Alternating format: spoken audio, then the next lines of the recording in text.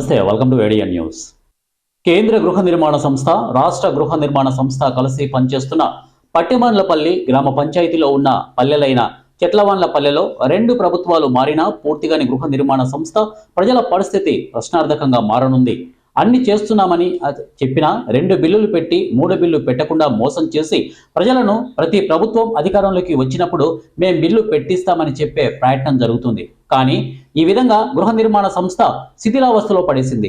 ప్రతి ఇంటిని, ప్రతి పేదవాడి కుటుంబాన్ని ఇలాంటి ఆదర్శాలు ప్రతి పల్లెలోన, ప్రతి మండలంలోని తంబళ్లపల్లి తాలూకా అనే కాకుండా అన్నమయ్య జిల్లా అంతా ఇలాంటి శిథిలా వ్యవస్థలో ఉన్న 2 సార్లు ప్రభుత్వాలు మారినా ప్రజల పరిస్థితి మారలేదు అన్న భావన ప్రతి ఒక్కరిలోనూ రాజకీయ నాయకులపైన, ప్రభుత్వం పైన విరక్తి కలిగి మనశ్శాంతి లేకుండా చేశారని బాధపడుతున్నారు.